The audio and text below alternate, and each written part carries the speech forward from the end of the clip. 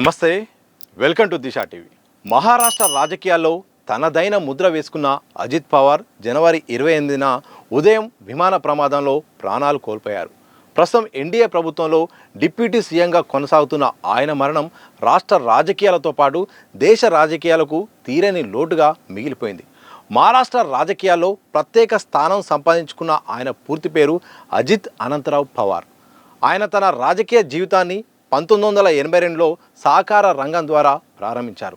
తన చిన్నాన్న మరాఠా యోధుడు శరద్ పవార్ అడుగు జాడల్లో నడుస్తూ అతి చిన్న వయసులోనే చక్కెర సహకార బోర్డు సభ్యుడిగా ఎన్నికయ్యారు. 1991లో పూణే జిల్లా కోఆపరేటివ్ బ్యాంక్ చైర్మన్గా బాధ్యతలు చేపట్టి తన పరిపాలన దక్షతను చాటుకున్నారు. అదే ఏడాది బారామతి లోక్సభ నియోజకవర్గం నుండి ఎంపీగా గెలిచారు. కానీ కేంద్రంలో శరద్ పవార్కు అవకాశం కల్పించేందుకు తన పదవిని త్యాగం చేసి రాష్ట్ర రాజకీయాలపై దృష్టి సారించారు. ఇక 1991 నుండి వరుసగా 6 సార్లు బారామతి అసెంబ్లీ నియోజకవర్గం నుండి ఎమ్మెల్యేగా విజయం సాధించి మహారాష్ట్ర రాజకీయాల్లో చెక్కు చెదరని పట్టు సాధించారు. నీటిపారుదల, గ్రామీణాభివృద్ధి, ఆర్థిక శాఖ వంటి కీలకమైన శాఖలను నిర్వహించిన ఆయన రాష్ట్రంలో అత్యధిక కాలం ఉప ముఖ్యమంత్రిగా పనిచేసిన నేతగా రికార్డు సృష్టించారు. వివిధ పార్టీల కలయికతో ఏర్పడిన ప్రభుత్వాల్లో ఆయన ఏకంగా 5 సార్లు డిప్యూటీ సీఎంగా ప్రమాణ స్వీకారం చేశారు.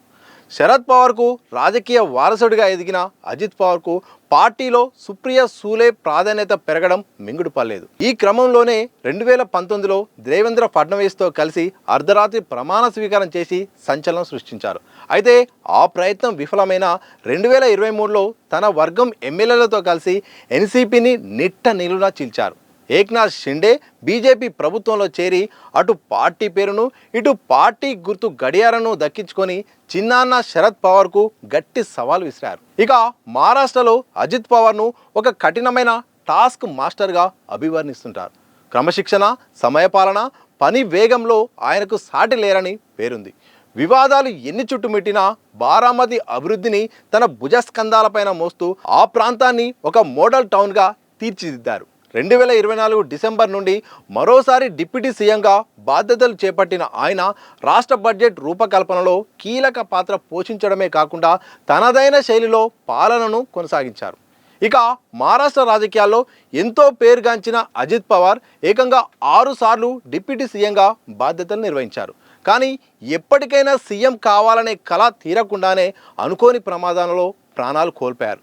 దీంతో ఆయన మృతిపై రాజకీయ నాయకులతో పాటు బారామతి ప్రజలు తీవ్ర దిగ్భ్రాంతిని వ్యక్తం చేస్తున్నారు. మరోవైపు విషయం తెలుసుకున్న కుటుంబ సభ్యులు, పార్టీ నేతలు తీవ్ర భావోద్వేగానికి గురయ్యారు. ఘటనా స్థలానికి పెద్ద ఎత్తున జనాలు చేరుకున్నారు. ఇక ప్రమాదానికి కారణాలు వెతికే పనిలో అధికారులున్నారు. చూస్తుండగానే కుప్పకూలి పెద్ద మంటలు వచ్చాయని ప్రత్యక్ష సాక్షి తెలిపారు. ప్రధాని మోడీ, కేంద్ర మంత్రులతో పాటు అన్ని పార్టీల్లోని కీలక నేతలంతా కూడా ఆయన మరణం పట్ల తీవ్ర దిగ్భ్రాంతిని వ్యక్తం చేశారు. మొత్తానికి దేశ రాజకీయాలతో పాటు మహారాష్ట్ర రాజకీయాల్లో చాలా కీలకమైన పాత్ర పోషించిన శరద్ పవార్ గారి మరణం పట్ల మాత్రం అందరూ కూడా ఆశ్చర్యపోతున్నారు, అలాగే దిగ్భ్రాంతికి గురవుతున్నారు. మరోవైపు సీఎం కావాలి మహారాష్ట్రకి, ఎప్పటికైనా రాష్ట్రంలో సీఎం కావాలనే తన కల నెరవేరకుండానే వరుసగా అత్యధిక కాలం మహారాష్ట్రలో డిప్యూటీ సీఎంగా బాధ్యతలు స్వీకరించిన రికార్డ్ అయితే మాత్రం మొత్తానికి అజిత్ పవార్కి అయితే ఉంది. ఏదేమైనప్పటికీ కూడా విమాన ప్రమాదం అయితే మాత్రం ఇటు మహారాష్ట్రతో పాటు దేశవ్యాప్తంగా మాత్రం ఈ అంశం అయితే మాత్రం అందరినీ కూడా ఆశ్చర్యానికి అలాగే దిగ్భ్రాంతికి గురి చేస్తుంది.